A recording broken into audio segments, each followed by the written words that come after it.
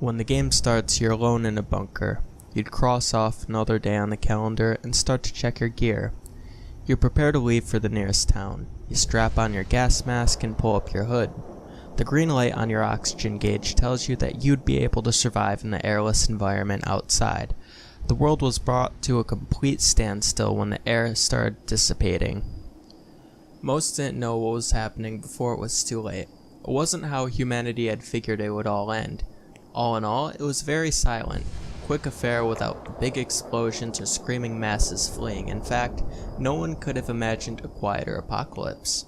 People simply fell where they stood or sat at the time. There wasn't time to evacuate, and where would they have gone anyways? Those who survived were the people who had planned ahead, who had planned for the impossible. Their reward was solitude on a lifeless, airless planet, but at least there's plenty of time to think and reflect.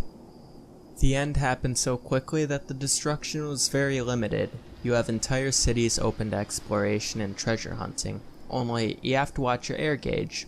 The air gauge itself is on your suit and not your UI, so you have to look down and see it. If you forget it, you might end up dead unless you can somehow find air. You move around empty schoolyards, apartment buildings, and skyscrapers. The lack of air preserved the millions of bodies worldwide, relatively longer than they otherwise would have been. And now the empty planet is a mausoleum of dried up human husks littering the streets and buildings. You'd have to scavenge for stuff to improve your gear so you could stay out longer. Through exploring, you might be able to find other safe bunkers, so you'll be able to move more freely. Then there'd be enemies, but what would they be? Something that doesn't require air, which can stalk you and make you feel watched. A less open threat that might attack you when you least expect it. And would there be others? Maybe you'd have to find them first. Would you even go armed? No air would mean no sound, so all you'd have was the clicking of your gas mask and maybe whatever contemporary band you managed to put on that banged up scavenged iPod you managed to find in the pocket of a body near the airport terminal. You'd have to consider getting fuel for the generator in your safe house as well.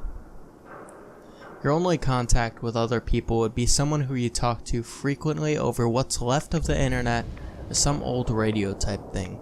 You've known them for years, but have never met them in person.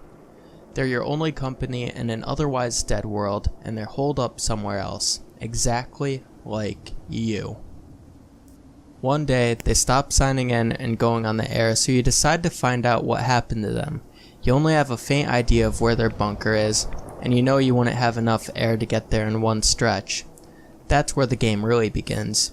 Do you make an effort to find them, or what happened to them?